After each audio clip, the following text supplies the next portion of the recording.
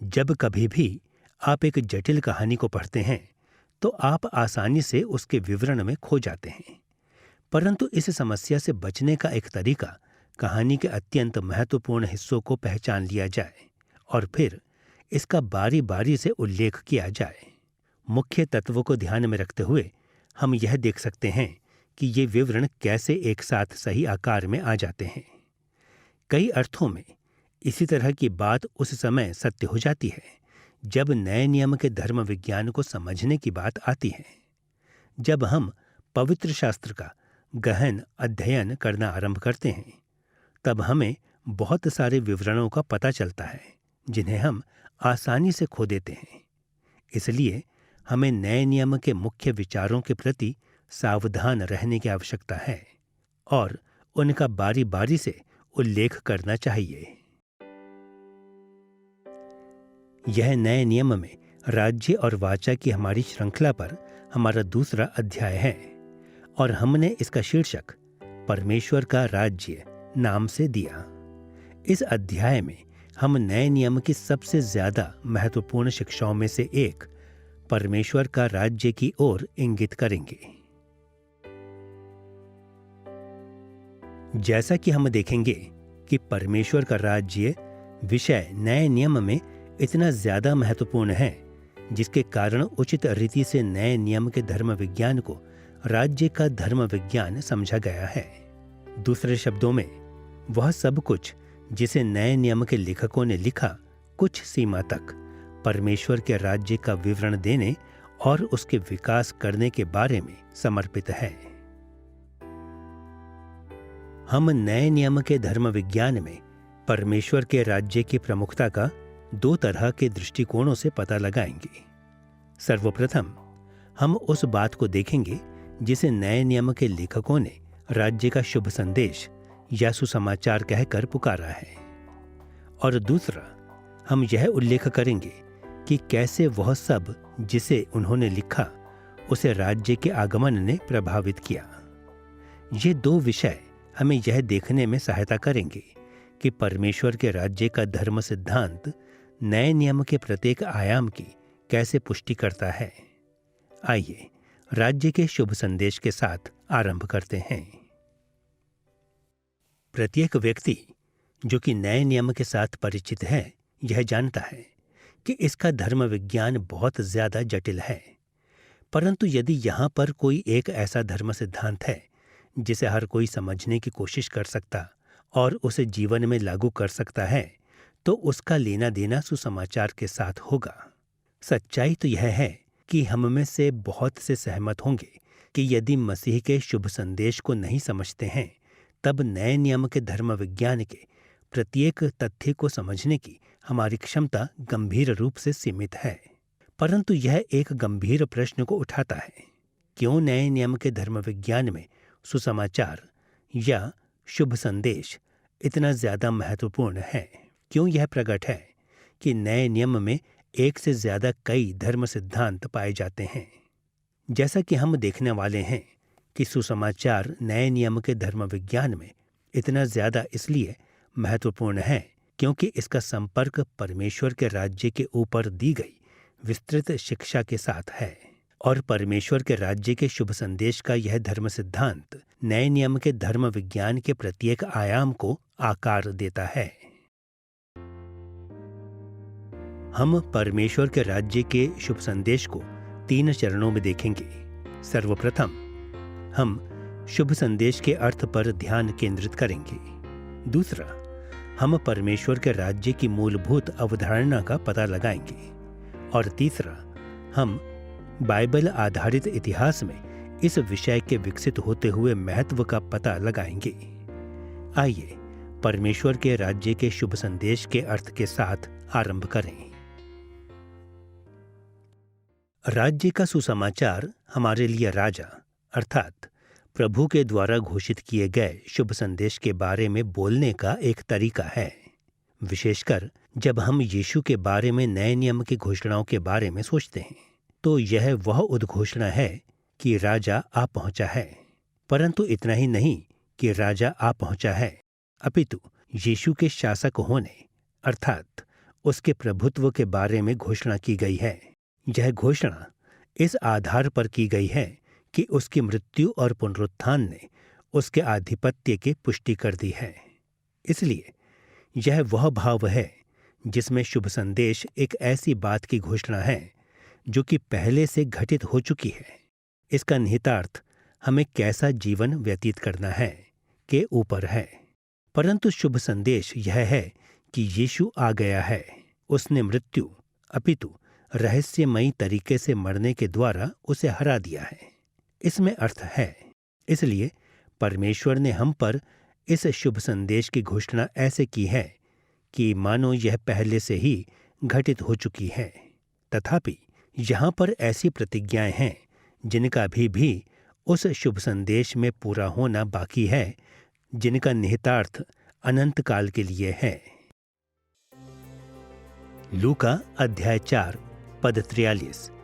यीशु ने अपनी सेवकाई के प्रयोजन को इस तरीके से सारांशित किया है। मुझे परमेश्वर के राज्य का सुसमाचार सुनाना अवश्य है। यद्यपि शब्द सुसमाचार या शुभ संदेश केवल लूका अध्याय 4 पद 43 में केवल एक ही बार प्रकट होता है। शुभ संदेश की अवधारणा वास्तव में इस वचन में 2 बार इंगित की गई है। सुसमाचार शब्द यूनानी संज्ञा एवांगलियोन से आता है। यह एक ऐसा शब्द है जो कि नए नियम में कम से कम 76 संदर्भों में आया है। शब्द एवांगलियोन की व्युत्पत्ति इंगित करती है कि इसका अर्थ मानो शुभ उद्घोषणा या एक शुभ संदेश के जैसा है। परंतु इस आयत में ध्यान दें कि यीशु ने यह भी कहा है कि उसे सुसमाचार को सुनाना अवश्य है। घोषणा करना अर्थात सुनाने के लिए यूनानी क्रिया इवांगलिज़ो का अनुवाद किया गया है। यह शब्द यूनानी शब्दों के उसी परिवार से आता है जिसमें एवांगलियोन है और जिसका अर्थ घोषणा करना या शुभ संदेश की उद्घोषणा करना है। यह नए नियम में लगभग 54 संदर्भों में आया है। इन शब्दों की आवृत्ति इस ओर इशारा करती है कि नए नियम के लेखकों के लिए यह अवधारणा कितनी महत्वपूर्ण है। बहुत से इवेंजलिकल्स अर्थात सुसमाचार सम्मतवादी आज शुभ संदेश या सुसमाचार के बारे में ऐसा सोचते हैं कि यह एक व्यक्ति के द्वारा मसीह में उद्धार प्राप्ति के लिए उठाने वाले कदमों की व्याख्या है। परंतु ऐसा विचार यीशु के मन में नहीं था। जितना ज्यादा हमें इस बात को साझा करने के लिए तैयार रहना चाहिए कि मसीह के अनुयायी कैसे बना जाए, उतना ज्यादा पवित्र शास्त्र में शुभ संदेश का महत्व है। जैसा कि हम देखेंगे कि किसी एक व्यक्ति विशेष या लोगों के समूह के लिए उद्धार की ओर संकेत करने की अपेक्षा सुसमाचार परमेश्वर के राज्य के लिए विजय का एक शुभ संदेश है। हमारे लिए इसके अर्थ को प्राप्त करने के लिए हमें इस बात के लिए सजग होने की आवश्यकता है कि नए नियम के लेखकों ने पुराने नियम के यूनानी अनुवाद सेप्तुअजिंत अर्थात सप्तती अनुवाद से शुभ संदेश की घोषणा किए जाने की अभिव्यक्ति को रेखांकित किया है। सेप्तुअजिंत उसी पहले उल्लेख की गई इवेंगलिज़ो क्रिया का उपयोग लगभग 20 संदर्भों में करता है। इस शब्द का अनुवाद इब्रानी क्रिया बाशार से किया गया है, जिसका अर्थ शुभ संदेश की उद्घोषणा या इसे लाने के अर्थ में है। परंतु पहला शमूएल अध्याय 31 पद 9 और दूसरा शमूएल अध्याय 18 पद 19 के संदर्भ ये संकेत करते हैं कि इन शब्दों का उपयोग राजाओं और राज्यों के संदर्भों के लिए उपयोग किया गया है। तो ये लड़ाइयों में विजय के शुभ संदेशों की ओर संकेत करते हैं। यह अवलोकन अत्यंत महत्वपूर्ण है क्योंकि नए नियम में शुभ संदेश अक्सर परमेश्वर के राज्य से बहुत ज्यादा संबद्ध किया गया है। वस्तुतः लूका अध्याय 4 पद 43 में यीशु ने कहा, मुझे परमेश्वर के राज्य का सुसमाचार सुनाना अवश्य है। हम वास्तव में निम्न पंक्तियों के साथ इस वाक्य का अनुवाद कर सकते हैं। मुझे परमेश्वर के राज्य का या की विजय के लिए सुसमाचार सुनाना अवश्य है। जब परमेश्वर के राज्य के लिए विजय के शुभ संदेश के बारे में नया नियम बात करता है तो यह एक विशेष तरह की विजय के बारे में संकेत करता है, जिसे हम बाद में इस अध्याय में देखेंगे। इस तरह से यद्यपि यह सबसे पहले अजीब सा प्रतीत हो, तो भी हमें यह स्वीकार करना चाहिए कि नए नियम में शुभ संदेश या सुसमाचार की मूलभूत अवधारणा परमेश्वर के राज्य या की विजय के लिए का शुभ संदेश है। यह देख लेने के बाद कि राज्य के शुभ संदेश का अर्थ परमेश्वर के राज्य के लिए विजय का सुसमाचार है, हम अब स्वयं परमेश्वर के राज्य की मूलभूत अवधारणा का पता लगाने के लिए तैयार हैं। परमेश्वर का राज्य विशेष रूप से नए नियम में कम से कम 7 बार सुसमाचार के साथ जुड़ा हुआ है। हम परमेश्वर के राज्य का सुसमाचार की अभिव्यक्ति को केवल थोड़े से भिन्न राज्य के सुसमाचार के रूप में मत्ती अध्याय 4 पद 23, अध्याय 9 पद 35 और अध्याय 24 पद 14, लूका अध्याय 4 पद 43, अध्याय 8 पद 1 और अध्याय 16 पद 16 और प्रेरितों के काम अध्याय 8 पद 12 में पाते हैं। यह आवृत्ति सुसमाचार या विजय के संदेश को परमेश्वर के राज्य के साथ संपर्क करने के महत्व की ओर संकेत करती है। परंतु इसे समझने के लिए हमें सबसे पहले यह समझना होगा कि यीशु और उसके अनुयायियों ने जब परमेश्वर के राज्य के बारे में बोला तो उनके कहने का क्या अर्थ था। परमेश्वर का राज्य परमेश्वर के स्थान में परमेश्वर के लोगों के ऊपर परमेश्वर का शासन है। हम इसे बाइबल के आरंभ में ही उत्पत्ति अध्याय 1 और 2 में पाते हैं, जहां पर परमेश्वर के लोग आदम और हव्वा परमेश्वर के साथ संबंध में हैं। परमेश्वर शासक है और वे परमेश्वर के स्थान अदन के बाग में रह रहे हैं। तब फिर पाप के माध्यम से उन्होंने सब कुछ गड़बड़ कर दिया, परंतु परमेश्वर उसके राज्य को पुनः स्थापित करता है, सर्वप्रथम अब्राहम के द्वारा और तब फिर अब्राहम के वंशजों के द्वारा और तब अंत में इस्राएल के राष्ट्र का मिस्र में से पलायन करने के बाद मूसा के द्वारा। यह परमेश्वर के लोगों के ऊपर परमेश्वर का शासन है और अंत में परमेश्वर के स्थान पर, जो कि कनान की भूमि है। परंतु तब हम देखते हैं कि यह वक्र पथ यहाँ तक कि और ज्यादा मसीह के आगमन से पूरा हो जाता है और हम देखते हैं कि परमेश्वर उसके राजा, नियुक्त किए हुए राजा के रूप में मसीह के द्वारा शासन करता है और परमेश्वर के लोग यहूदी और अन्य जातियों, सभी गोत्रों और भाषाओं और राष्ट्रों के लोगों से मिलकर बने हैं। परंतु किसी भौगोलिक स्थान की अपेक्षा परमेश्वर का स्थान नया यरूशलेम हमारा स्वर्गीय घर है। इस तरह से नए नियम में हम देखते हैं कि परमेश्वर का राज्य अब मसीह का शासन प्रत्येक गोत्र, राष्ट्र और भाषा पूरे संसार में बिखरे हुए और किसी एक विशेष निश्चित निर्धारित स्थान पर नहीं, परंतु स्वर्ग हमारे आत्मिक स्थान में स्थित है। परंतु फिर नया नियम हमें एक झलक भी देता है कि जब यीशु पुनः वापस आएगा तो परमेश्वर का राज्य कैसा होगा, और जबकि अब राज्य कुछ सीमा तक संसार से छिपा हुआ है, यह स्पष्ट रूप से उस समय दिखाई देगा जब मसीह का पुनः आगमन होगा। प्रत्येक घुटना झुक जाएगा, प्रत्येक जीभ अंगीकार करेगी कि यीशु मसीह ही प्रभु है और परमेश्वर उसके राजा मसीह के माध्यम से सिद्धता के साथ अपने लोगों, जिन्हें वो जानता है और जो उसके स्वर्गीय नए यरूशलेम में उसे पिता कहकर पुकारते हैं, के ऊपर राज्य करेगा।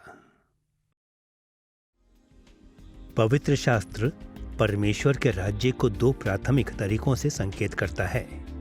एक तरफ तो यह अक्सर परमेश्वर के राज्य को परमेश्वर की अटल संप्रभुता अर्थात सर्वसत्ता या उसकी सृष्टि के ऊपर अपरिवर्तनीय शासन के शब्दों में बोलता है। यह साथ ही उसके खुलते हुए राज्य और उस तरीके की ओर जिसमें परमेश्वर ने उसके शासन को पूरे मानवीय इतिहास के दौरान प्रकट किया है संकेत करता है। आइए सर्वप्रथम उसकी अटूट संप्रभुता को देखें। पहला इतिहास अध्याय 29 पद 11 और पहला तीमुथियुस अध्याय 6 पद 15 जैसे प्रसंग परमेश्वर के राज्य के रूप में पूरी सृष्टि की बात करते हैं, क्योंकि परमेश्वर ने सदैव राज्य किया है और सदैव जो कुछ उसने निर्मित किया है उसके ऊपर राज्य करेगा। हमें इस बात को ध्यान में रखना चाहिए कि पवित्र शास्त्र परमेश्वर की संप्रभुता के बारे में कि ये दो स्थानों पर कार्य कर रही है, दो स्तरों दोनों अर्थात स्वर्ग और पृथ्वी पर के रूप में बात करता है। स्वर्ग के संबंध में पवित्र शास्त्र परमेश्वर के शासन के बारे में पहला राजा अध्याय 8 पद 27 जैसे प्रसंगों में बात करता है। इस आयत में सुलेमान ने स्पष्ट कर दिया है कि स्वर्ग वरन ऊंचा स्वर्ग भी ऐसा सृजा हुआ स्थान है जिसमें परमेश्वर समा नहीं सकता है, परंतु उस पर भी परमेश्वर ने स्वयं को ही छोटा कर लिया और स्वयं को वहां पर अपनी सृष्टि के सामने प्रकट कर दिया। यशायाह अध्याय 6 पद 1, दूसरा इतिहास अध्याय 18 पद 18, अय्यूब अध्याय 1 पद 6, भजन संहिता अध्याय 82 पद 1 और दानिएल अध्याय 7 पद 9 से 10 जैसे प्रसंगों और साथ ही नए नियम के लूका अध्याय 22 पद 30 और प्रकाशित वाक्य अध्याय 4 से 6 तक जैसे प्रसंग ये संकेत देते हैं कि स्वर्ग एक ऐसा स्थान है जो कि परमेश्वर का दृश्य संसार से ऊंचा ऐसा स्थान है जहां पर सभी तरह की गतिविधियां होती हैं, जबकि परमेश्वर का सिंहासन स्वर्ग में है, इसलिए वह सारे विवरणों को प्राप्त करता, प्रार्थनाओं को सुनता और अपनी इच्छा के अनुसार कार्य करता, योजनाओं को बनाता और राजकीय आदेशों को निर्गत करता है। वह आत्मिक प्राणियों को इस पृथ्वी पर उसके मन के अनुसार कार्य करने के लिए निर्देशन देता है। कई अवसरों पर वह यहाँ तक कि विशेष मानवीय प्राणियों को दर्शनों के माध्यम से उसके स्थान तक पहुँचने के लिए और अपनी सेवा करने के लिए उन्हें अधिकृत करता है। उसके स्वर्गीय दरबार में वह आत्मिक प्राणियों, व्यक्तिगत मानव प्राणियों और राष्ट्रों को उसके न्याय और दया के अनुसार दोषी और निर्दोष ठहराता और उन पर न्याय की घोषणा करता है। परंतु परमेश्वर की स्वर्गीय गतिविधि केवल स्वर्ग में उसके राज्य की ओर ही निर्देशित नहीं होती है, वह इसके साथ ही निचले स्थानों इस पृथ्वी पर अपनी सृष्टि के ऊपर प्रभुता संपन्न है। यद्यपि पवित्र शास्त्र परमेश्वर के राज्य के बारे में ऐसे बोलता है कि मानो यह दोनों अर्थात स्वर्ग और पृथ्वी के ऊपर परमेश्वर की अटल संप्रभुता है। जब यीशु और नए नियम के लेखकों ने इस पृथ्वी पर परमेश्वर के राज्य की ओर संकेत किया है, तो उस समय उनके मन में वह था जिसे हमने परमेश्वर का खुलता हुआ राज्य कहकर पुकारा है। और यही वह पार्थिव क्षेत्र है जिसमें हम यह देख सकते हैं कि कैसे परमेश्वर अपने राज्य को पूरे मानवीय इतिहास में प्रकट करता है। अब जैसा कि हमने अभी अभी कहा, परमेश्वर ने सदैव अपनी सृष्टि को अपने नियंत्रण में रखा है और सदैव रखेगा भी। परंतु खुलते हुए परमेश्वर के राज्य का संकेत उस विशेष तरीके की ओर संकेत करना है जिसमें परमेश्वर पूरे इतिहास के दौरान अपनी सृष्टि के ऊपर अपनी प्रभुता को प्रकट करता, दर्शाता या प्रदर्शित करता है।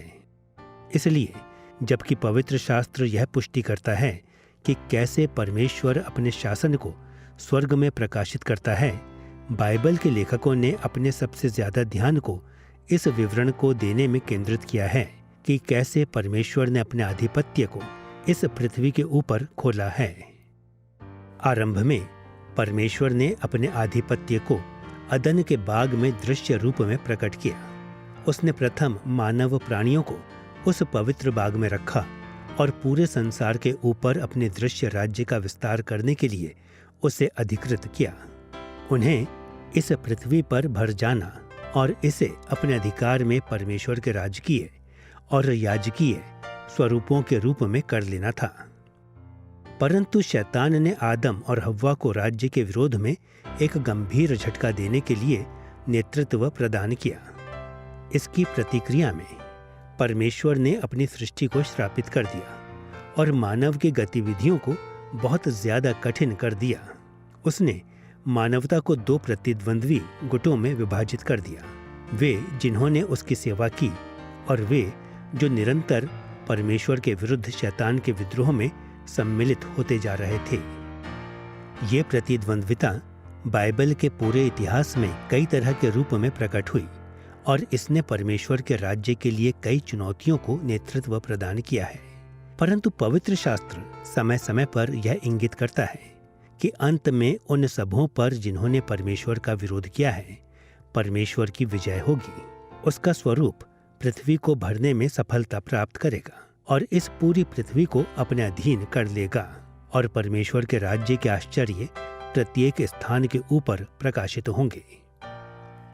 उस समय सारे विद्रोहों के ऊपर परमेश्वर की विजय इतनी ज्यादा महान होगी कि प्रत्येक प्राणी उसे सृष्टि के राजा के रूप में स्वीकार करेगा। जैसे कि प्रेरित पौलुस ने फिलिप्पियों अध्याय 2 पद 10 से 11 में विवरण दिया है। जो स्वर्ग में और पृथ्वी पर और जो पृथ्वी के नीचे हैं, वे सब यीशु के नाम पर घुटना टेके और परमेश्वर पिता की महिमा के लिए हर एक जीभ अंगीकार कर ले कि यीशु मसीह ही प्रभु है।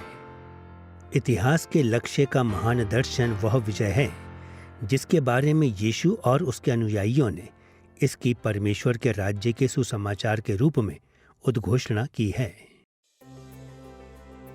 अब क्योंकि हमने राज्य के सुसमाचार की मूलभूत अवधारणा को रेखांकित दोनों अर्थात शुभ संदेश और परमेश्वर के राज्य के ऊपर देखने के द्वारा कर लिया है, इसलिए हमें परमेश्वर के राज्य के लिए विकसित होती हुई विशेषता की इस उद्घोषणा की ओर मुड़ना चाहिए।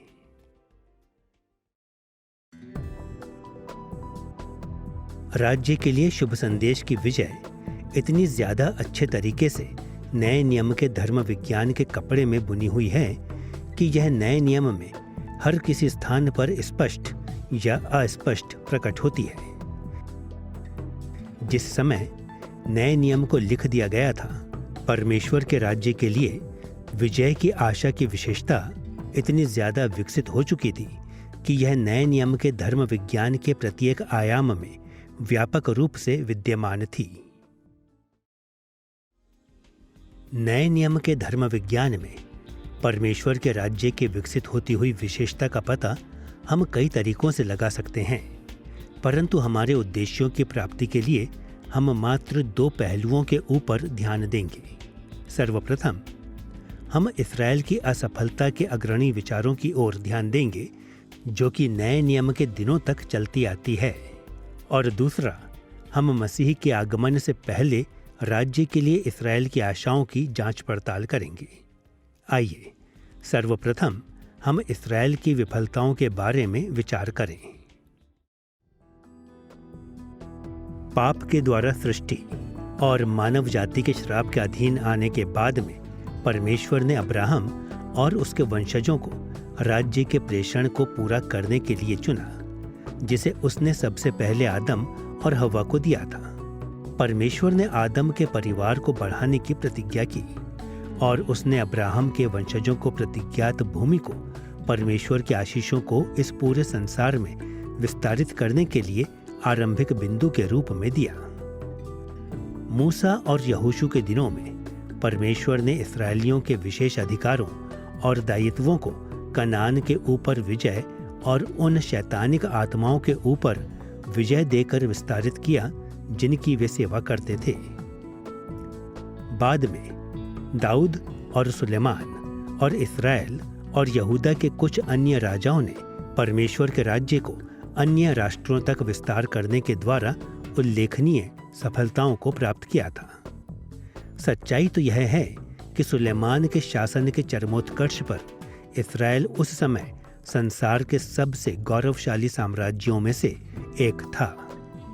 इन विशेष अधिकारों के होने के बाद भी अब्राहम के वंशजों की प्रत्येक पीढ़ी ने इस या उस तरीके से परमेश्वर को विफलता ही दिखाई, परंतु परमेश्वर ने धैर्य को दिखाया और उनके पापों के बावजूद भी उन्हें आगे बढ़ने के लिए सक्षम किया। दुर्भाग्य से एक बार जब परमेश्वर के लोग स्वयं में उनके अपने राज्य के रूप में एक राजकीय राजवंश और राजधानी के शहर में एक मंदिर के साथ निर्मित हो गए, तब इस्राएल की विफलताएं इतनी ज्यादा ज्वलंत अवहेलना बन गई कि परमेश्वर उनके विरुद्ध न्याय को ले आया।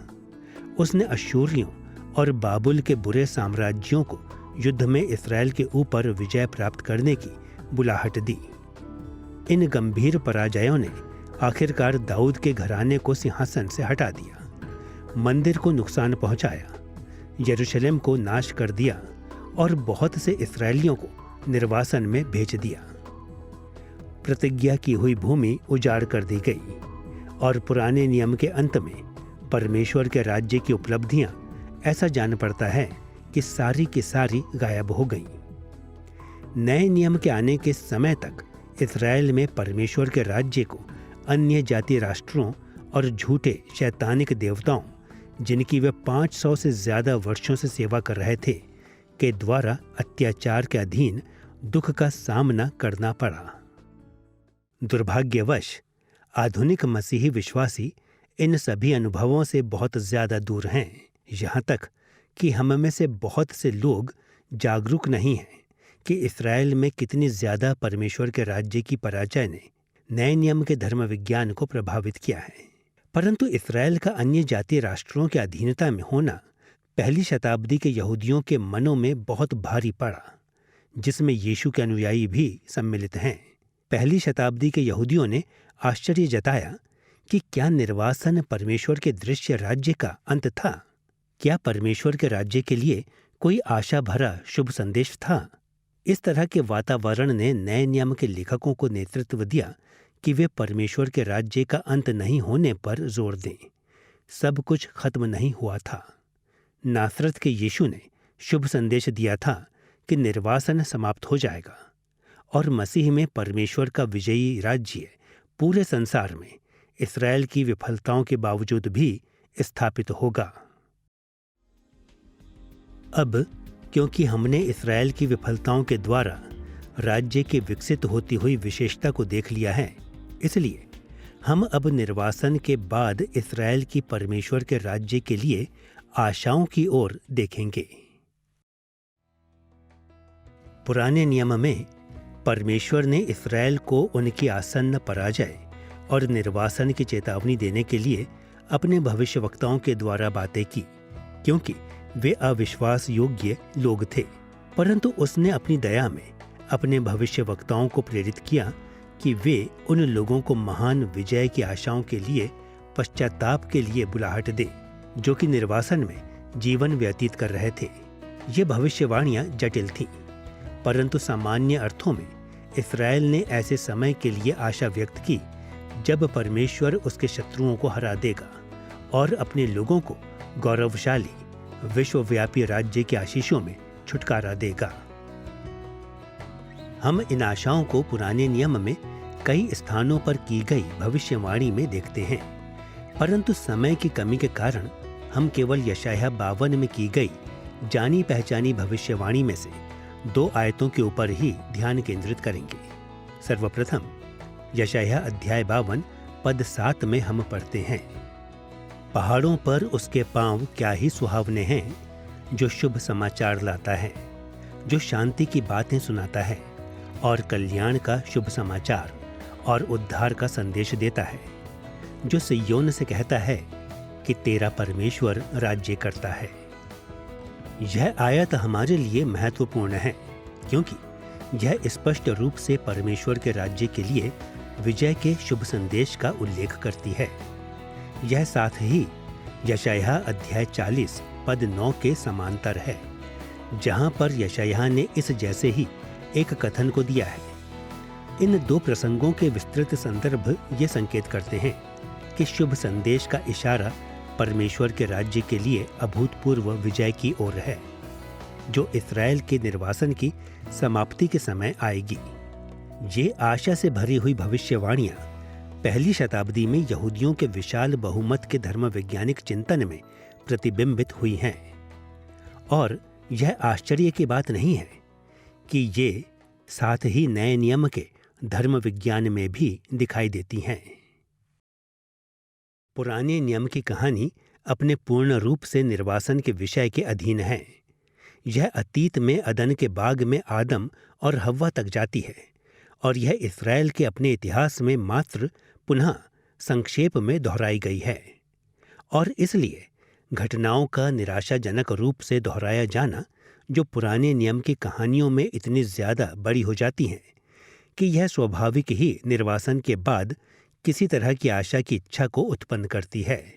इसलिए हमारे पास निकट समय में घटित होने वाली भविष्यवाणियों की बहुलता है, विशेषकर यशायाह की पुस्तक में।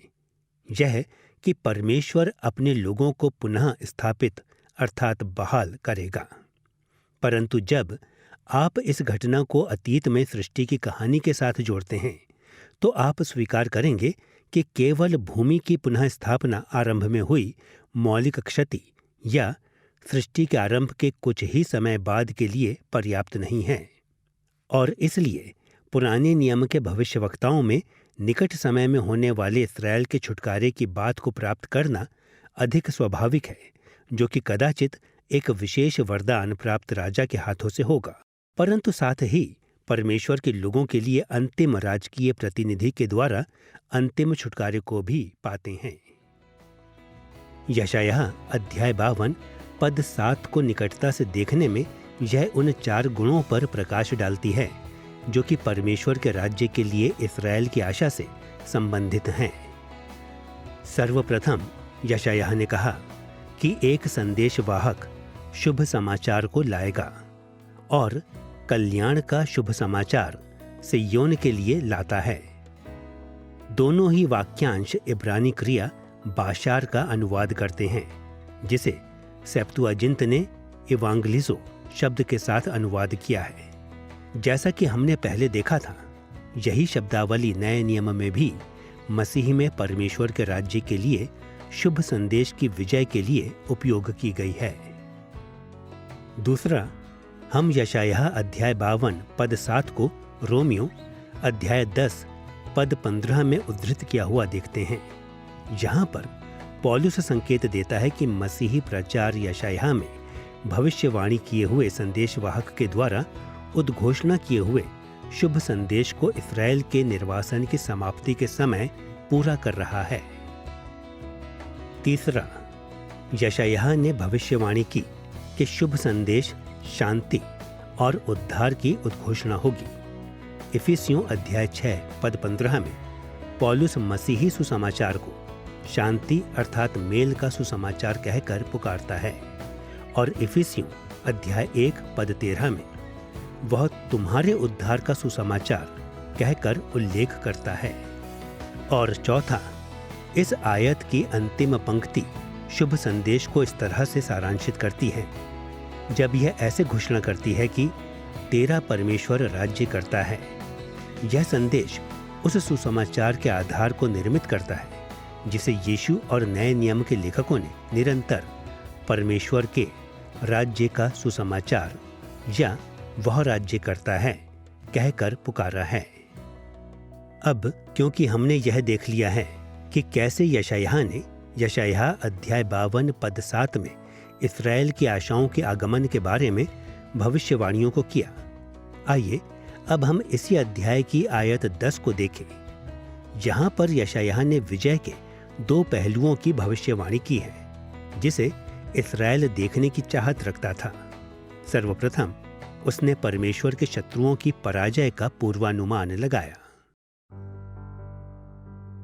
परमेश्वर के शत्रुओं की पराजय यशायाह अध्याय 52 पद 10 के पहले आधे हिस्से में ही स्पष्ट रूप से प्रकट हो जाती है, जहां पर यशायाह यह कहता है, यहोवा ने सारी जातियों के सामने अपनी पवित्र भुजा प्रकट की है। यहां पर हम देखते हैं कि परमेश्वर अपनी पवित्र भुजा प्रकट करेगा, जिसका अर्थ है कि अपने शत्रुओं की युद्ध में पराजय के लिए उसकी भुजा का सामर्थ्यशाली होना।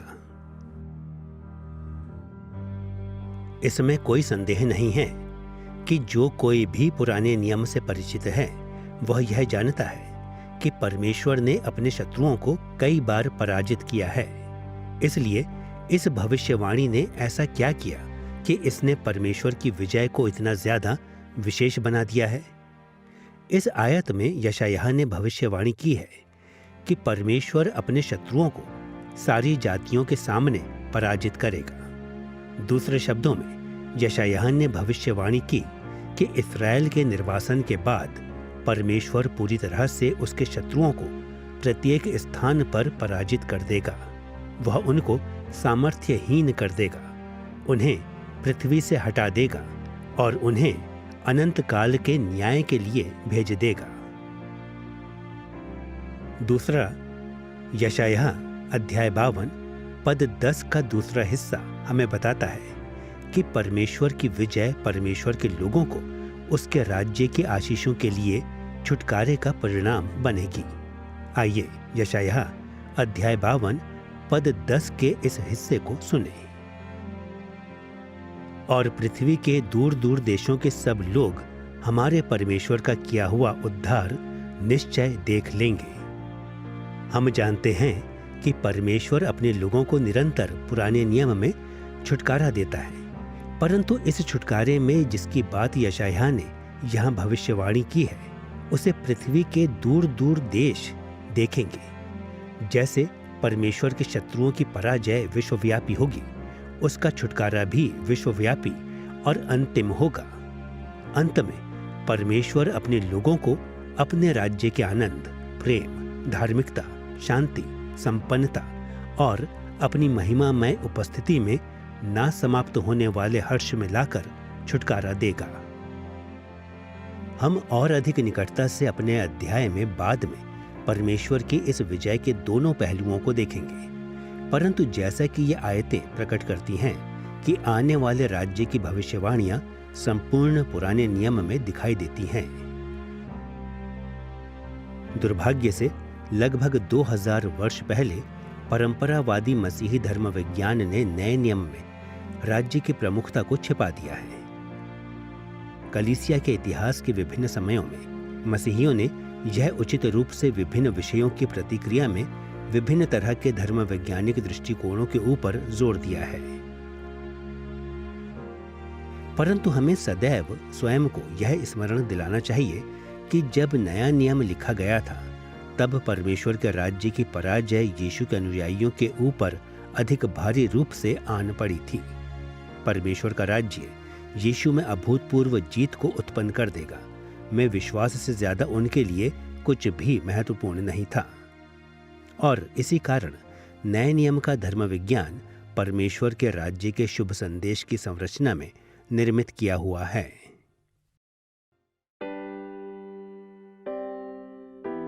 अभी तक परमेश्वर के राज्य के ऊपर हमारे इस अध्याय में हमने नए नियम के धर्म विज्ञान में राज्य के सुसमाचार के महत्वपूर्ण विषय का परिचय दिया। अब हम अपने दूसरे मुख्य विषय की ओर मुड़ेंगे कि कैसे राज्य के आगमन ने नए नियम के धर्म विज्ञान को आकार दिया। हम सबों के पास ऐसे समय आए होंगे जब हमने यह विश्वास किया कि कुछ निश्चित बातें घटित होने वाली थीं, परंतु जब समय आया, जो कुछ वास्तव में घटित हुआ वह जिसकी हमने कल्पना की थी उससे बहुत ही ज्यादा भिन्न था। कई अर्थों में कुछ ऐसा ही नए नियम के लेखकों के साथ भी सत्य था। पहली शताब्दी में जीवन व्यतीत करते हुए यहूदियों के एक विशाल बहुमत की दृढ़ अपेक्षाएं थीं कि परमेश्वर के राज्य की विजय कैसे आने वाली थी, परंतु यीशु के आरंभिक विश्वासियों ने धीरे धीरे यह सीख लिया था कि जैसे उन्होंने कल्पना की थी वैसा यह आने वाला नहीं था। इसलिए कई अर्थों में नए नियम का धर्म विज्ञान इस कार्य के लिए समर्पित है कि कैसे राज्य की विजय वास्तव में आने वाली थी। यह समझने के लिए कि कैसे राज्य का आगमन नए नियम के धर्म विज्ञान को प्रभावित करता है, हम सर्वप्रथम परमेश्वर के राज्य के आगमन की अपेक्षाओं को स्पर्श करेंगे। तब हम नए नियम के उन दृष्टिकोणों को देखेंगे जिन्हें हम राज्य की त्रिस्तरीय विजय कहकर पुकारेंगे। आइए सर्वप्रथम आने वाले राज्य की अपेक्षाओं के ऊपर ध्यान केंद्रित करें। पहली शताब्दी ईसवी सन में सभी यहूदी, यहाँ तक कि अपने पूर्वजों की आस्था के प्रति प्रतिबद्धता रखने वाले थोड़ी मात्रा वाले भी परमेश्वर के राज्य के विजयी आगमन की लालसा रखते थे। उन सबों ने यही आशा की कि परमेश्वर उनके शत्रुओं को पराजित करेगा और अपने लोगों को अपने राज्य के आशीषों में छुटकारा देगा। यह बात यीशु के अनुयायियों के साथ भी सत्य थी, परंतु वहां पर कुछ कैसे और कब परमेश्वर के राज्य के विजयी आगमन की अपेक्षा के प्रति उल्लेखनीय भिन्नताएं थीं। एक तरफ तो जब शास्त्रियों और इस्राएल के अन्य अगुवों ने परमेश्वर के राज्य के अंतिम विजय के आगमन के बारे में शिक्षा दी, उन्होंने पुराने नियम की जानी पहचानी शब्दावली जैसे अंतिम दिनों में और प्रभु के दिन की ओर संकेत दिया। परंतु साथ ही उन्होंने इतिहास के दो महान युगों के बारे में भी बोला। शास्त्रियों ने अक्सर पाप, दुख और मृत्यु के वर्तमान युग की ओर इस या यह युग इब्रानी भाषा में ओलाम हाज़ेह के रूप में और धार्मिकता, प्रेम, आनंद और शांति के भविष्य के युग को, जो निर्वासन के बाद आने वाला युग इब्रानी भाषा में ओलाम हाबा के रूप में आएगा, संकेत दिया। उन्होंने यह शिक्षा दी कि यह युग प्रतिज्ञात भूमि से इस्राएल के निर्वासन के श्राप के निम्न स्तर पर पहुंच चुका है। इसमें कोई संदेह नहीं है कि परमेश्वर इस युग के ऊपर भी प्रभुता संपन्न है और समय समय पर उसने अपने राजत्व को उल्लेखनीय तरीकों से प्रकाशित किया या प्रदर्शित किया है।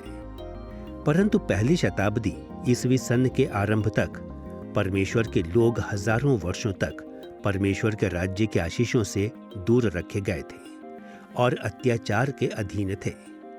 उनकी व्यापक अपेक्षा आने वाला युग थी जिसमें परमेश्वर अपने शत्रुओं को पूरी तरह से इस पृथ्वी पर पराजित करेगा और इससे हटा देगा और परमेश्वर के लोग सदैव के लिए परमेश्वर के विश्वव्यापी राज्य के अथाह आशीषों के लिए छुटकारा पाएंगे।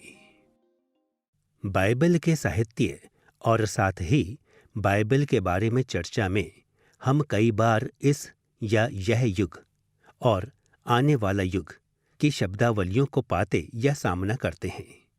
इन शब्दों का क्या अर्थ दिया गया है? वह यह है कि इस या यह युग वह युग है, वह अवधि है, वह काल है जिसमें मानव प्राणी रहते हैं। वह युग जो पतन के बाद आरंभ हुआ, यह पतित संसार में रहने वाला जीवन है। आने वाला युग, जैसा कि पुराने नियम के भविष्यवक्ताओं के द्वारा अपेक्षा की गई थी, वह समय था जिसमें परमेश्वर कुछ अर्थ में स्वर्ग को पुनः स्थापित करेगा। वहां पर नया स्वर्ग और एक नई पृथ्वी होगी और पत्थर का मानवीय हृदय दूर कर दिया जाएगा और हम सभी पूरी सिद्धता के साथ उसका अनुसरण करेंगे और परमेश्वर की इच्छा को पूरा करेंगे।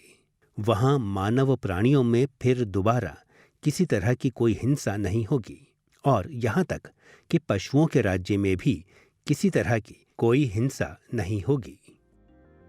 पहली शताब्दी में विभिन्न यहूदी संप्रदायों में इतिहास के इस युग से आने वाले युग में स्थानांतरित होने से पहले क्या होता के प्रति विभिन्न दृष्टिकोण थे, परंतु बहुत से संप्रदाय सहमत थे कि पराजय के इस युग से परमेश्वर के विजयी राज्य की ओर स्थानांतरण एक विनाशकारी युद्ध के माध्यम से प्रकट होगा उन्होंने विश्वास किया कि मसीह, जो कि दाऊद के सिंहासन का वंश है, स्वर्ग के स्वर्गदूतों और परमेश्वर के विश्वास योग्य लोगों, परमेश्वर के मानवीय और आत्मिक शत्रुओं के ऊपर विजय प्रदान करने के लिए नेतृत्व देगा। यह विश्वास कि परमेश्वर केवल मानवीय शत्रुओं को ही पराजित करेगा, परंतु साथ ही आत्मिक शत्रुओं को भी, का पवित्र शास्त्र के संपूर्ण पुराने नियम में समर्थन प्राप्त है। उदाहरण के लिए निर्गमन अध्याय 12 पद 12 में परमेश्वर ने न केवल मिस्रियों को पराजित करने के बारे में बोला, अपितु मिस्रियों के देवताओं को भी। पहला शमूएल अध्याय 5 पद 1 से 12 में परमेश्वर ने पलिश्तियों के साथ युद्ध किया और उनके झूठे देवता दागोन को भी पराजित कर दिया। इसलिए ही यशायाह ने बाबुल की पराजय को बाबुल के देवताओं के नाश होने के साथ जोड़ा है। पुराने नियम में हाग्गै अध्याय 2 पद 6 से 9, जकरिया अध्याय 9 से 12 और यहेजकेल अध्याय 38 और 39 जैसे प्रसंगों को यहूदी प्रकाशनात्मक अर्थात भविष्य सूचक साहित्य में एक बड़े लौकिक युद्ध की भविष्यवाणियों के रूप में व्याख्या की गई है, जिसमें मसीह परमेश्वर की सेना का नेतृत्व राष्ट्रों और उन बुरी आत्माओं के विरुद्ध विजय में करेगा जो उनके ऊपर शासन करती हैं। इस तरह से मसीह परमेश्वर के सारे शत्रुओं को पराजित कर देगा और परमेश्वर के सारे लोगों को उसके महिमामयी विश्वव्यापी राज्य में लाकर छुटकारा देगा। दूसरी तरफ जितने ज्यादा ये यहूदी दृष्टिकोण व्यापक थे, उतना ही ज्यादा यीशु के अनुयायियों ने परमेश्वर के राज्य के लिए विजय को विभिन्न तरीकों से पूर्वानुमानित करना आरंभ कर दिया। उनके समकालीनों ने बहुमत की तरह ही नए नियम के लेखकों ने यह विश्वास किया कि इतिहास 2 महान युगों में विभाजित किया हुआ है और वे इस बात पर सहमत थे कि मसीह परमेश्वर के मानवीय और आत्मिक शत्रुओं को पराजित कर देगा और परमेश्वर के छुटकारा पाए हुए लोगों को इस युग से आने वाले युग की आशीषों में पहुंचाएगा। परंतु यीशु के अनुयायियों ने यह विश्वास करना आरंभ किया कि इस युग से आने वाले युग में स्थानांतरण इस तरीके से घटित होगा कि यह उस दृष्टिकोण के विपरीत होगा जिसमें उनके दिनों में अधिकांश यहूदी विश्वास करते थे। पहले स्थान पर अधिकांश यहूदियों के विपरीत नए नियम के लेखकों ने यह विश्वास किया कि यीशु ही प्रतिज्ञात मसीही, दाऊद का चुना हुआ पुत्र था, जो परमेश्वर के राज्य के लिए अंतिम विश्वव्यापी विजय को लेकर आएगा। और यीशु को मसीह मानते हुए इस प्रतिबद्धता ने जो कुछ उन्होंने नए नियम में लिखा उसे गहनता से आकार दिया। हम यीशु मसीह के शासक होने के राजकीय पदों के प्रति इस भक्ति को देख सकते हैं जिसे नया नियम देता है। उदाहरण के लिए नया नियम यीशु को राजकीय पद मसीह के साथ लगभग 529 बार संदर्भित करता है। यूनानी शब्द क्रिस्टोस इब्रानी शब्द मशायाह का अनुवाद करता है, जिसमें से हम हमारे शब्द मसीह को प्राप्त करते हैं। मूलतः ये शब्द स्वयं में सामान्य तौर पर किसी के अभिषिक्त होने का अर्थ रखते हैं। पुराने नियम के समयों में भविष्यवक्ता, याजक और राजा विशेषकर इस्राएल में अभिषिक्त पद थे। परंतु नए नियम के समय के आने तक अभिषिक्त या मसीह लगभग दाऊद के घराने के महान राजा का पर्याय बन गया था, जो कि आने वाले युग के स्थानांतरण को लाएगा। एक दूसरा राजकीय पद यीशु को नए नियम में दिया गया है, जो कि परमेश्वर का पुत्र है। यह अभिव्यक्ति या कुछ इसके जैसी भिन्न, जैसे पुत्र या परम प्रधान का पुत्र, लगभग 118 बार नए नियम में प्रकट होती है। यह शब्दावली इंगित करती है कि यीशु ही इस्राएल का वास्तविक राजा है। सुनिए यूहन्ना अध्याय 1 पद 49 में क्या कहा गया है, जहां पर नतनएल यीशु को ऐसा कहता है, तू परमेश्वर का पुत्र है, तू इस्राएल का महाराजा है। और जैसे पतरस मत्ती अध्याय 16 पद 16 में कहता है कि जब वह यीशु में अपने विश्वास का अंगीकार करता है, तू जीवते परमेश्वर का पुत्र मसीही है। यह अभिव्यक्ति यीशु के लिए तीसरे राजकीय पद के जैसे ही है, जो कि दाऊद का पुत्र है। हम इसे मत्ती, मरकुस और लूका में कम से कम 20 बार यीशु के संदर्भ में देखते हैं कि वही परमेश्वर की ओर से दाऊद के सिंहासन के लिए ठहराया हुआ उचित उत्तराधिकारी है। उदाहरण के लिए लूका अध्याय 1 पद 32 और 33 में स्वर्गदूत जिब्राइल मरियम से यीशु के जन्म के समय यह उद्घोषणा करता है,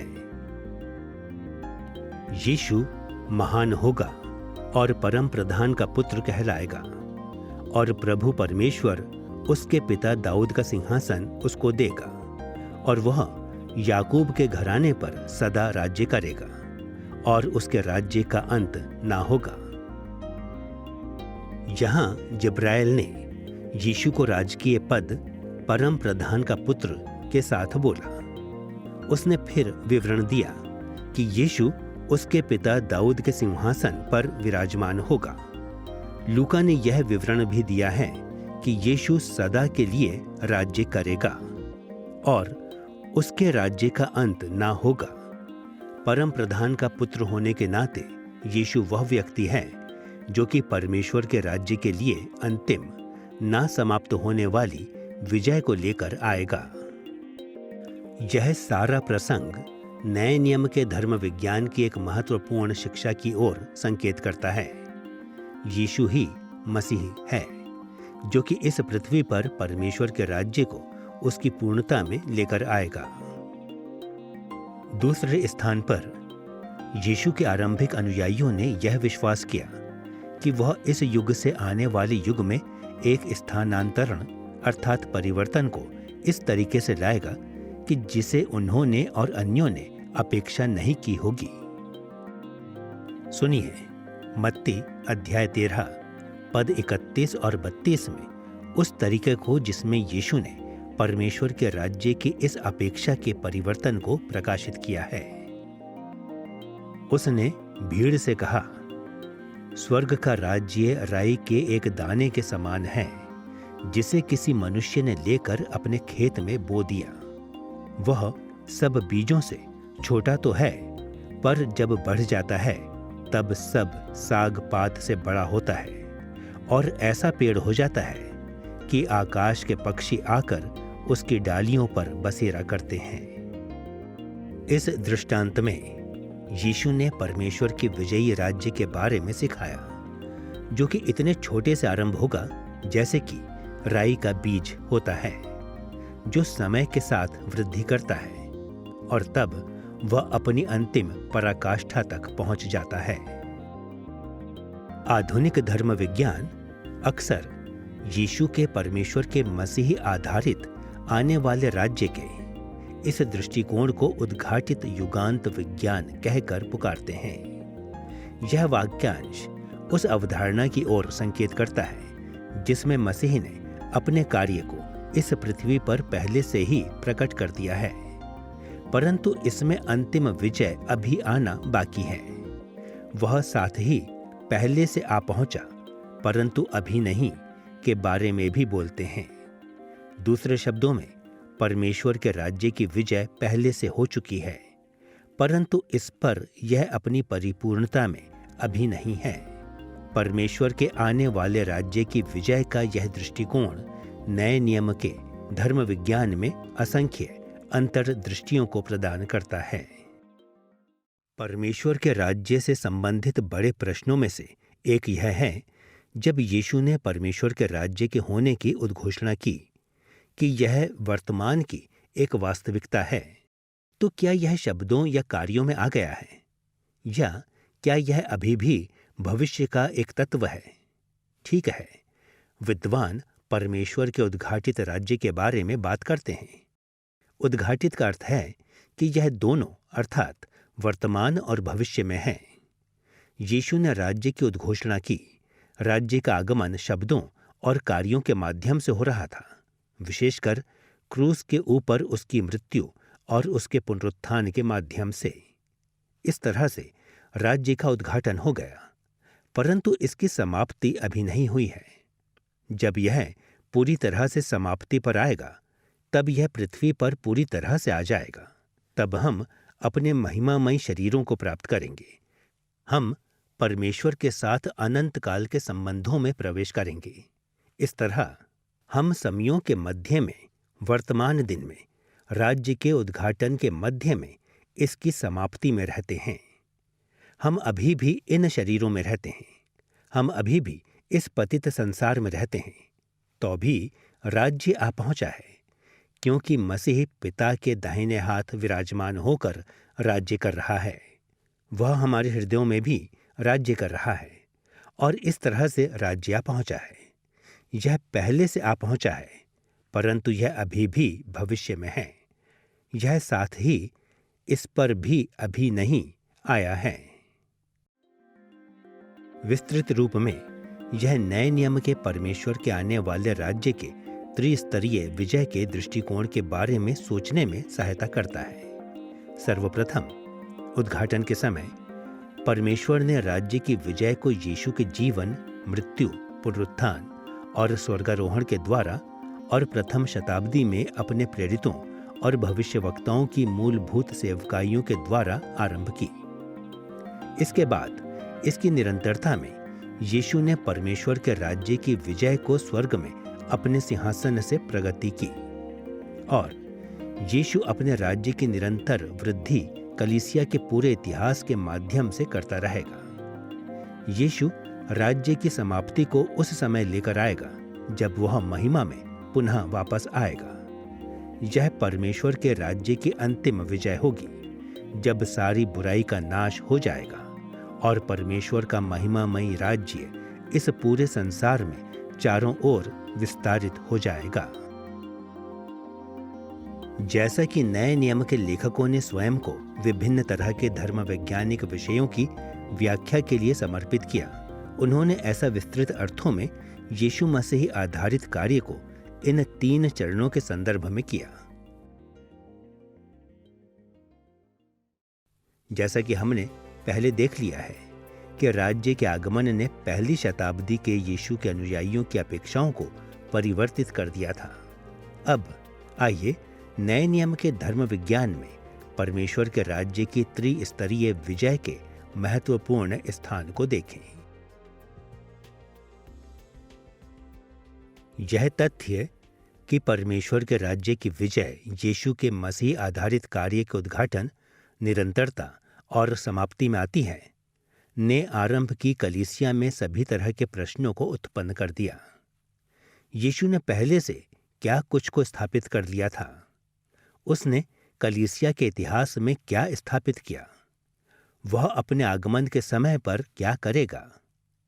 इस तरह के प्रश्न प्रथम शताब्दी में बहुत ज्यादा महत्वपूर्ण थे, जिन्होंने नए नियम के धर्म विज्ञान को गहनता से आकार दिया।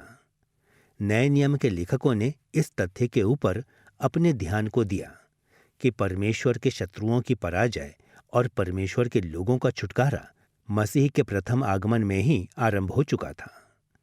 ये घटनाएं कलीसिया के पूरे इतिहास में चलती रहेंगी और अंत में मसीह के दूसरे विजयी आगमन के समय अपनी पूर्णता में पहुंच जाएंगी। समय ही हमें उन कुछ तरीकों की ओर संकेत करने के लिए अनुमति प्रदान करेगा जिसमें नए नियम के इस त्रिस्तरीय धर्म विज्ञान ने आकार लिया है, परंतु यह हमें 2 दिशाओं में देखने के लिए सहायता प्रदान करेगा। सर्वप्रथम हम यह ध्यान देंगे कि कैसे नया नियम परमेश्वर के शत्रुओं की पराजय को उसके राज्य में 3 चरणों में व्याख्या करता है। तब हम परमेश्वर के लोगों के छुटकारे के बारे में नए नियम की शिक्षाओं को भी 3 चरणों में जांच पड़ताल करेंगे। आइए सर्वप्रथम परमेश्वर के शत्रुओं की पराजय को देखें।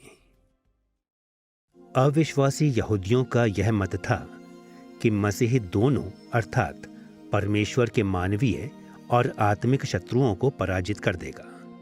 नए नियम के लेखकों ने भी यही विश्वास किया, परंतु उन्होंने साथ ही यह भी समझा कि यीशु इसे इस तरीके से करेगा कि जो उसके राज्य के प्रत्येक चरण के लिए उपयुक्त होगा।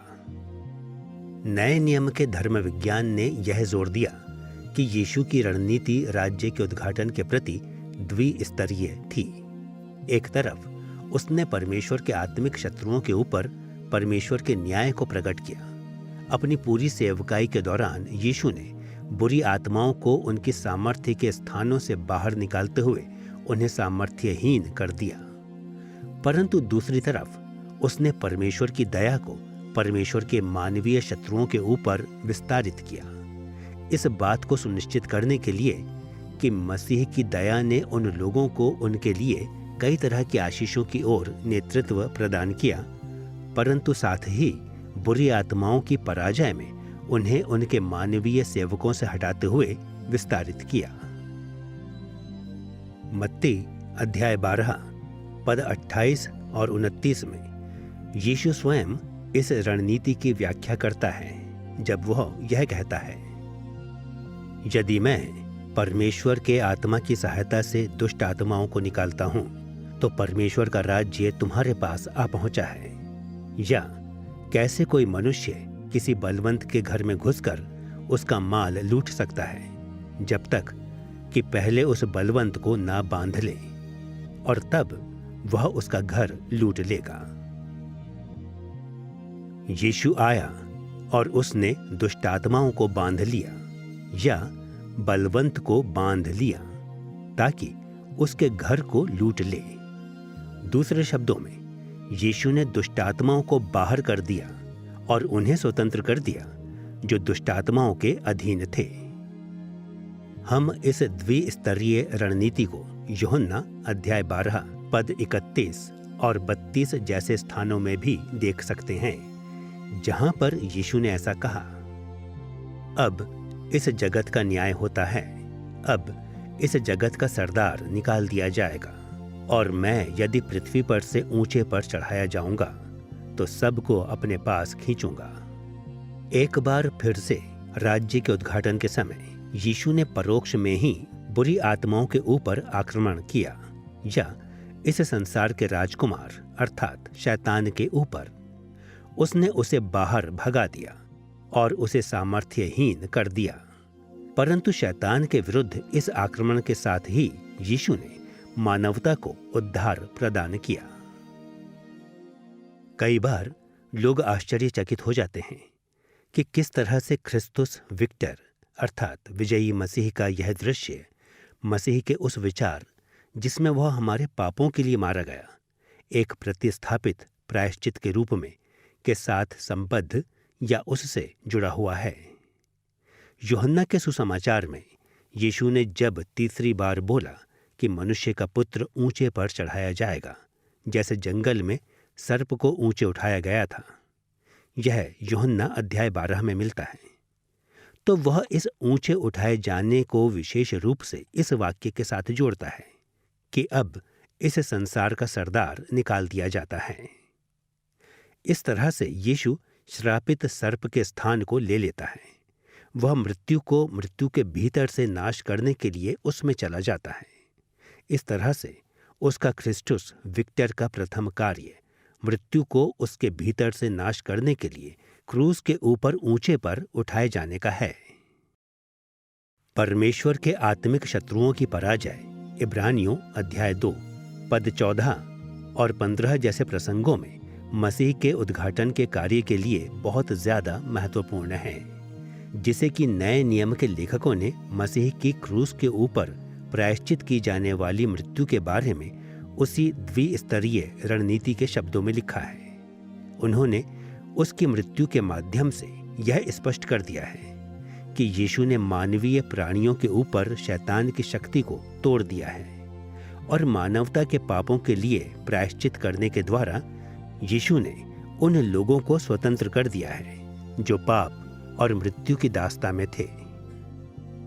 ये विचार कुलुस्सियों अध्याय 2 पद 15 में स्पष्ट प्रकट होते हैं, जहां पर प्रेरित पौलुस ने ऐसे लिखा है, उसने प्रधानताओं और अधिकारों को अपने ऊपर से उतारकर मसीह ने उनका खुल्लम खुल्ला तमाशा बनाया और क्रूस के कारण उन पर जय जयकार की ध्वनि सुनाई। शैतानिक शक्तियों और अधिकारियों ने उनकी प्रधानता के स्थान को उस समय खो दिया जब यीशु ने अपने लोगों को पाप के राज्य से क्रूस के ऊपर मरने के द्वारा छुटकारा दे दिया।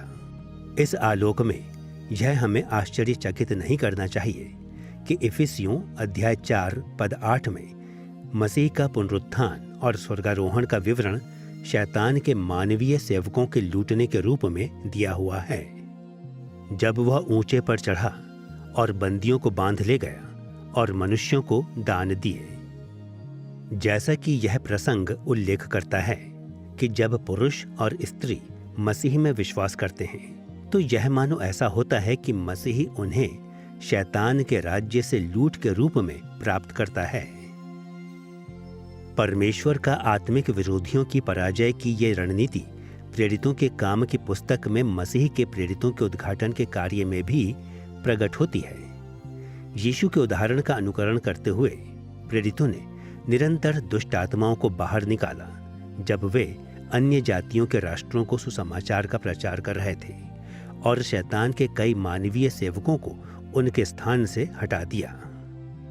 इसमें कोई आश्चर्य नहीं है कि जब हम मसीह के राज्य की निरंतरता को कलीसिया के पूरे इतिहास में ध्यान देते हैं तो हम पाते हैं कि मसीह के अनुयायियों को उस रणनीति का अनुकरण करना चाहिए जिसे यीशु ने उद्घाटन के समय उपयोग किया था। परमेश्वर के मानवीय शत्रुओं के ऊपर विजय प्राप्त करने की अपेक्षा हमें अपने ध्यान को उन बुरी आत्माओं के ऊपर केंद्रित करना चाहिए जो कि परमेश्वर के रास्तों का विरोध करती हैं। यद्यपि कई आधुनिक मसीही विश्वासी इसको स्वीकार करने में विफल हो जाते हैं कि नए नियम में राज्य का धर्म विज्ञान निरंतर हमें स्मरण दिलाता है कि यीशु की कलीसिया लोगों के साथ नहीं अपितु शैतान और उसके अन्य बुरी आत्माओं के साथ युद्ध कर रही है और परमेश्वर के विरुद्ध इन आत्मिक शत्रुओं के साथ युद्ध करना हमारा दायित्व है। इसीलिए इफिसियों अध्याय 6 पद 11 और 12 जैसे प्रसंगों में नए नियम हमारी कठिनाइयों और संघर्षों को बुरी आत्माओं के साथ हमारे संघर्ष के रूप में व्याख्या करते हैं। यहाँ पर हम ऐसा पढ़ते हैं, परमेश्वर के सारे हथियार बांध लो कि तुम शैतान की युक्तियों के सामने खड़े रह सको, क्योंकि हमारा मल्ल युद्ध लोहू और मांस से नहीं परंतु प्रधानों से और अधिकारियों से और इस संसार के अंधकार के हाकिमों से और उस दुष्ट की आत्मिक सेनाओं से है जो आकाश में हैं। अधिकांश समय आधुनिक मसीही विश्वासी उनके जीवनों में चल रहे संघर्ष को केवल मानव प्राणियों के संघर्ष के रूप में सोचते हैं, परंतु यहाँ हम देखते हैं कि कलीसिया जिस संघर्ष का सामना कर रही है वह प्रधानों, अधिकारियों, हाकिमों और दुष्टता की आत्मिक सेनाओं से है जो आकाश में हैं। और परमेश्वर के सारे हथियारों को बांधने से हम इन आत्मिक प्राणियों को जो परमेश्वर के राज्य का विरोध करते हैं को सामर्थ्यहीन करने में सक्षम हो जाते हैं। संपूर्ण कलीसियाई इतिहास में मसीह के राज्य के आयाम के रूप में आत्मिक मल्लयुद्ध के ऊपर यह प्रसंग स्वयं में असामान्य तरीके से जोर नहीं देता है। निरंतर संघर्ष जिसका हम शैतान और अन्य बुरी आत्माओं के साथ अनुभव करते हैं कई अन्य प्रसंगों में भी मिलते हैं, जैसे इफिसियों अध्याय 4 पद 27, पहला तीमुथियुस अध्याय 3 पद 7, दूसरा तीमुथियुस अध्याय 2 पद 26, याकूब अध्याय 4 पद 7, पहला पत्रस अध्याय 5 पद 8, पहला यूहन्ना अध्याय 3 पद 8 और यहूदा पद 9 आदि। परंतु उसी समय जब हम दूसरा कुरिन्थियों अध्याय 5 पद 20 को पढ़ते हैं तो हमें चाहिए कि हम परमेश्वर की दया को उसके मानवीय शत्रुओं के ऊपर विस्तारित करें। इसलिए हम मसीह के राजदूत हैं। मानो परमेश्वर हमारे द्वारा विनती कर रहा है। हम मसीह की ओर से निवेदन करते हैं कि परमेश्वर के साथ मेल मिलाप कर लो। पौलुस के परमेश्वर के राज्य के लिए उसके प्रतिनिधि होने के लिए मसीह के राजदूत वाले उदाहरण का अनुसरण करते हुए हम निरंतर परमेश्वर के आत्मिक शत्रुओं को पराजित, परमेश्वर और उसके मानवीय शत्रुओं के मध्य मेल मिलाप की लालसा करते हुए चले जाते हैं। नए नियम का धर्म विज्ञान परमेश्वर के शत्रुओं की पराजय को मसीह के राज्य के शिरोबिंदु अर्थात पराकाष्ठा के साथ भी संबद्ध करता है। यह ध्यान देना अत्यंत महत्वपूर्ण है कि तथापि वहां पर शिरोबिंदु के समय यीशु की रणनीति में एक नाटकीय परिवर्तन प्रकट होगा। जब मसीह का पुनः आगमन होगा तो वह और ज्यादा परमेश्वर की दया को उसके मानवीय शत्रुओं के ऊपर विस्तारित नहीं करेगा। इसकी अपेक्षा मसीह परमेश्वर के आत्मिक और मानवीय शत्रुओं के विरुद्ध युद्ध में नेतृत्व, उनकी पूर्ण पराजय, उनका पृथ्वी पर सफाया होने के लिए और उनके ऊपर अनंत काल के न्याय के लिए प्रदान करेगा।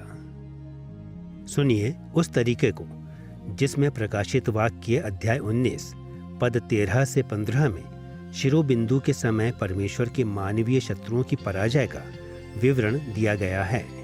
उसका नाम परमेश्वर का वचन है और स्वर्ग की सेना उसके पीछे पीछे है। जाति जाति को मारने के लिए उसके मुंह से एक चोखी तलवार निकलती है। इसी तरह से प्रकाशित वाक्य अध्याय 20 पद 10 मसीह के महिमामयी पुनः आगमन को बुरी आत्माओं और शैतान के विरुद्ध अंतिम न्याय के समय के रूप में वर्णित करता है। और उनका भरमाने वाला शैतान आग और गंधक की उस झील में, जिसमें वह पशु और झूठा भविष्यवक्ता भी होगा, डाल दिया जाएगा और वे रात दिन युगानुयुग पीड़ा में तड़पते रहेंगे। इसमें कोई संदेह नहीं है कि हमने केवल संक्षेप में इन विषयों को सारांशित किया है, परंतु हम इन उदाहरणों को देख सकते हैं कि नए नियम के लेखकों ने यह अनुभव किया कि राज्य की विजय के इस तथ्य को बारी बारी से स्पष्ट करना अति आवश्यक है। उन्होंने बुरी आत्माओं के विरुद्ध इस आक्रमण की प्राथमिकता के ऊपर जोर दिया और परमेश्वर की मानवीय शत्रुओं के प्रति दोनों अर्थात राज्य के उद्घाटन और निरंतरता के दौरान दया के ऊपर जोर दिया। परंतु उन्होंने इस ओर भी संकेत दिया कि अंत में जब मसीह पुनः वापस आएगा तो दोनों अर्थात मानवीय और आत्मिक शत्रु परमेश्वर के अनंत काल के न्याय के अधीन आ जाएंगे। इन बातों पर जोर यह पुष्टि करता है कि परमेश्वर के शत्रुओं की पराजय नए नियम में राज्य के धर्म विज्ञान में एक महत्वपूर्ण गुण है। परमेश्वर के राज्य का आरंभ हो चुका है, वह यहाँ पर है, परंतु यह अभी भी इसकी समाप्ति की ओर बढ़ रहा है। यह तब तक बढ़ता रहेगा जब तक कि यह अपने शिरोबिंदु तक नहीं पहुंच जाता। इस तरह किस तरीके से? तब यह प्रश्न पूछा जाए, क्या यीशु पहले से ही उसके शत्रुओं के ऊपर विजयी है? ठीक है, सर्वप्रथम सबसे महत्वपूर्ण विजय स्वयं क्रूस में है, जिसके कारण वह शैतान को हराता है। इस अर्थ में महत्वपूर्ण विजय को लड़ा जा चुका है और जीता जा चुका है।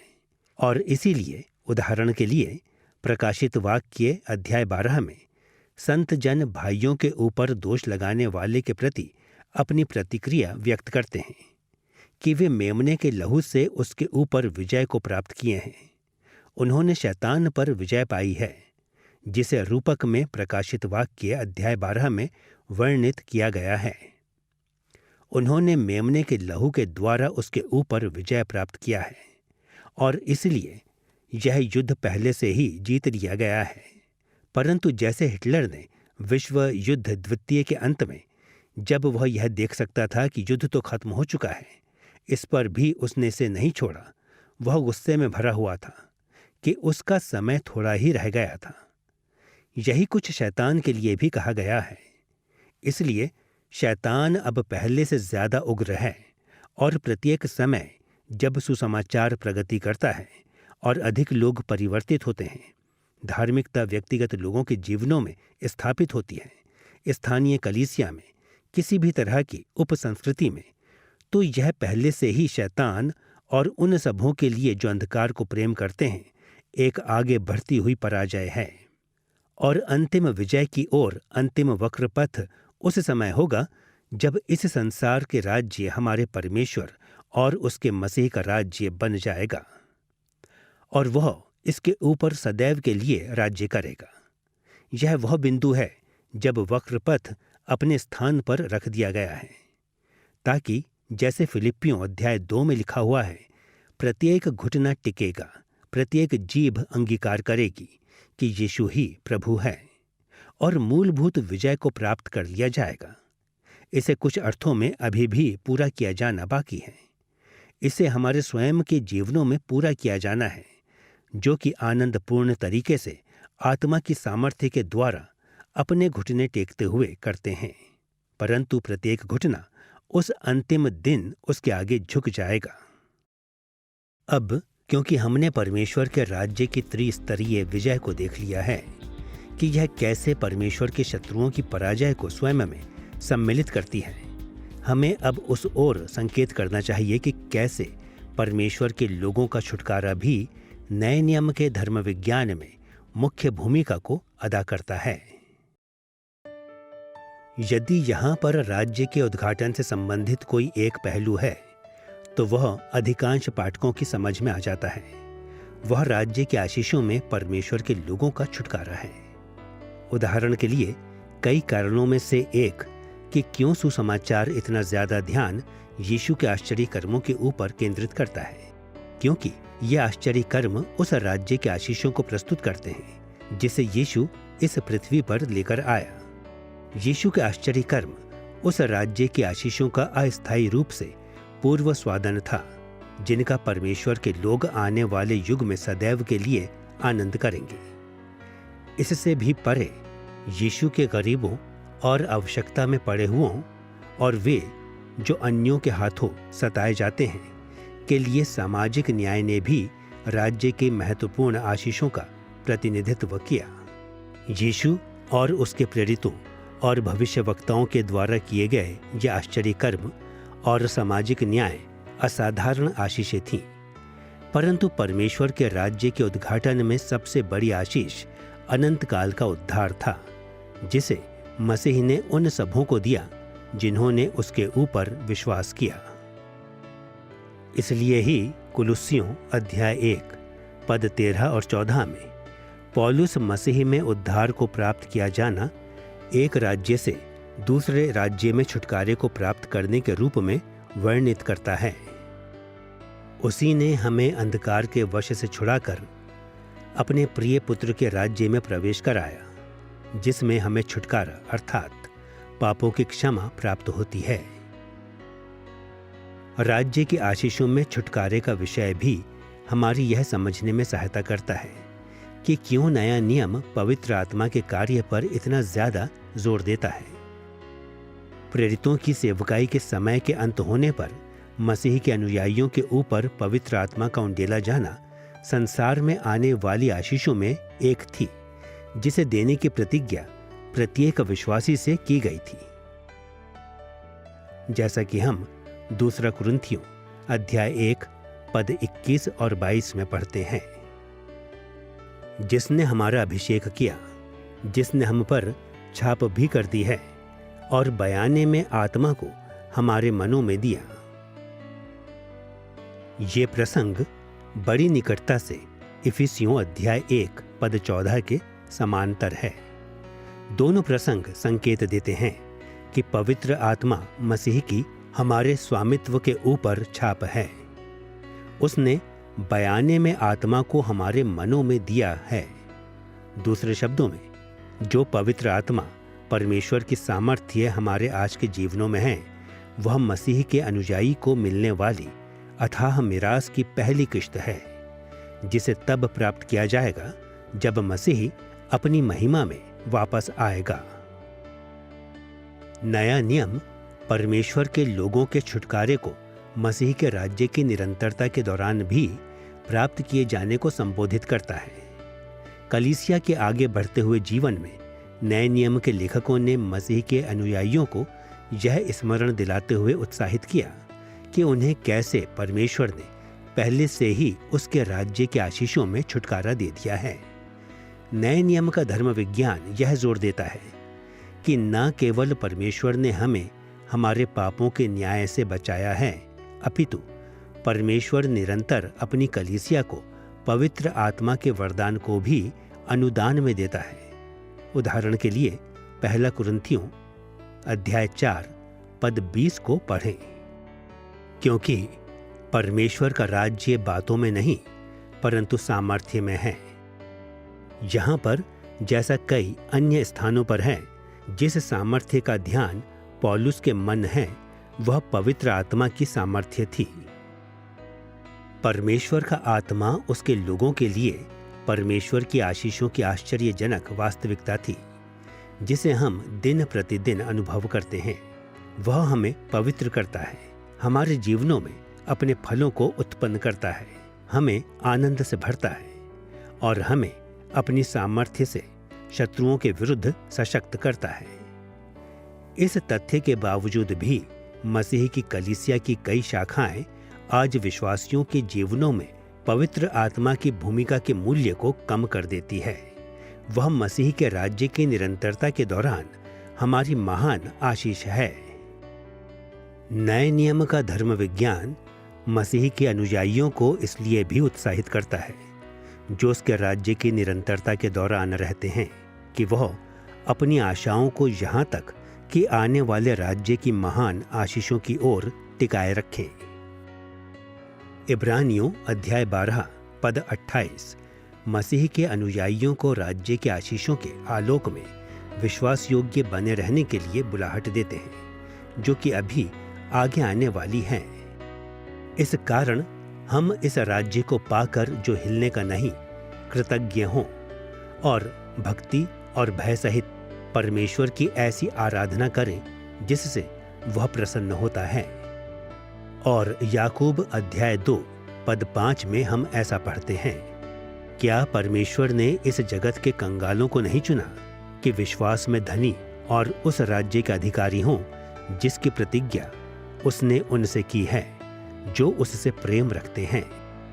याकूब ने कलीसिया को बुलाहट दी कि वह उस पक्षपात को करना बंद कर दे जो वह धनी लोगों के लिए दिखा रहे थे, क्योंकि ये धनी ही नहीं हैं जो कि राज्य को प्राप्त करेंगे। इसकी अपेक्षा वे जो विश्वास में धनी और वे जो उसको प्रेम करते हैं, वे उस राज्य जिसकी प्रतिज्ञा उसने की है को प्राप्त करेंगे। यीशु ने राज्य के आशीषों में अपने लोगों को तब छुटकारा दिया जब उसने राज्य का उद्घाटन किया, और उसके राज्य की आशीषें कलीसिया के जीवन के पूरे इतिहास में निरंतर चल रही हैं। परंतु पवित्र शास्त्र शिक्षा देता है कि परमेश्वर के लोगों का परमेश्वर के राज्य के आशीषों में पूर्ण छुटकारा तब तक पूरा नहीं होगा जब तक राज्य अंतिम शिरोबिंदु तक नहीं पहुंच जाता। परमेश्वर के लोग राज्य की सभी प्रतिज्ञात आशीषों का पूर्ण अनुभव करेंगे, जैसा कि हम प्रकाशित वाक्य अध्याय 11 पद 15 में पढ़ते हैं। जगत का राज्य हमारे प्रभु का और उसके मसीह का हो गया और वह युगानुयुग राज्य करेगा। जब मसीह पुनः वापस आएगा तब संसार का राज्य पूरी तरह से विजयी परमेश्वर के राज्य से प्रतिस्थापित कर दिया जाएगा। और प्रकाशित वाक्य अध्याय 5 पद 9 और 10 को सुनिए, जहां पर स्वर्गीय प्राणी मसीह की प्रशंसा में गीत गा रहे हैं। तू इस पुस्तक के लेने और उसकी मोहरें खोलने के योग्य है, क्योंकि तूने वध होकर अपने लहू से हर एक कुल और भाषा और लोग और जाति में से परमेश्वर के लिए लोगों को मोल लिया है और उन्हें हमारे परमेश्वर के लिए एक राज्य और याजक बनाया, और वे पृथ्वी पर राज्य करते हैं। शिरोबिंदु के समय परमेश्वर के लोगों का छुटकारा याजकों का एक राज्य होने और वे पृथ्वी पर राज्य करेंगे में परिवर्तित हो जाएगा। जब हम यीशु के पुनः आगमन और उसके अंतिम विजय के बारे में सोचते हैं तो हम मात्र सामान्य शब्दों में नहीं सोचना चाहते हैं कि यीशु अपने शत्रुओं को विस्मित कर रहा है, जिसे फ्रेंच लोग फोर्स मैज्योर कहकर पुकारते हैं, जो कि मात्र शक्ति का प्रदर्शन है। प्रकाशित वाक्य में यह यीशु के मुंह से तलवार निकलने की बात करता है, और यह निश्चय ही वचन की तलवार है, न्याय की तलवार है। अंतिम न्याय किसी भी चीज के प्रदर्शन से बढ़कर है, और इसी तरह से संतों का, विशेषकर नए नियम के संदर्भ में निर्दोष ठहराया जाना मुख्य विषयों में से एक है। वे यीशु के ऊपर विश्वास करने लगे और अपने गालों को दूसरों के आगे करने लगे और अपने शत्रुओं को प्रेम करने लगे और इन सब अन्य बातों को करने लगे, जबकि संसार कहता है कि यह पूर्ण मूर्खता है। इसलिए न्याय के समय सब बातों को स्पष्ट कर दिया जाएगा। सारी बातें पारदर्शी बन जाएंगी, सत्य सामने आ जाएगा, और यह संतों के लिए शुभ संदेश होगा और उन दुष्टों के लिए बुरा समाचार जिनकी दुष्टता यीशु और उसके संदेश का विरोध करने के लिए बनी हुई है। जैसा कि हमने देखा है कि नए नियम के लेखकों ने परमेश्वर के शत्रुओं की पराजय और यीशु मसीह आधारित कार्य के प्रत्येक चरण पर राज्य के आशीषों में उसके लोगों के छुटकारे के ऊपर अपने ध्यान को केंद्रित किया है, जबकि ये तत्व प्रथम दृष्टि में आपस में असंबंधित दिखाई देते हैं। वे इकट्ठे कर दिए गए और नए नियम के धर्म विज्ञान के ऊपर जोर देते हैं, क्योंकि वे एक महत्वपूर्ण विषय का प्रतिनिधित्व करते हैं, जो कि मसीह में परमेश्वर के राज्य का विजयी आगमन है। इस अध्याय में हमने नए नियम के धर्म विज्ञान में परमेश्वर के राज्य की महत्वपूर्णता को देखा है।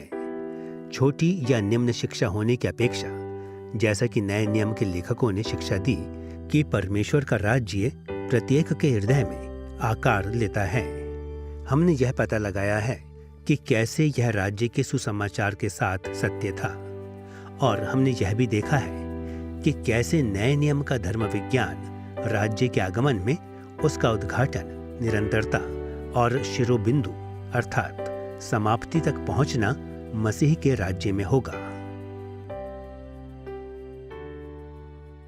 जैसा कि हमने देखा, यह कहना अतिशयोक्ति नहीं है कि नए नियम का विश्वास परमेश्वर के राज्य के बारे में है।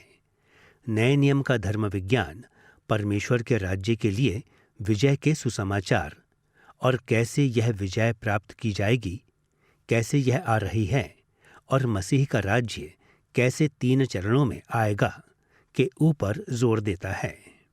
राज्य की ये मूलभूत अवधारणाएं नए नियम के सबसे महत्वपूर्ण विषयों में से कुछ को प्रस्तुत करती हैं। इन्हें ध्यान में रखना नए नियम के धर्म विज्ञान के प्रति हमारी समझ को बहुत अधिक बढ़ाएगा, और हम नए नियम की शिक्षाओं के नए महत्व को प्राप्त कर पाएंगे। बिना किसी प्रश्न के मसीह में परमेश्वर के राज्य का विषय नए नियम के धर्म विज्ञान के प्रत्येक पहलू को अपने अधीन करता है।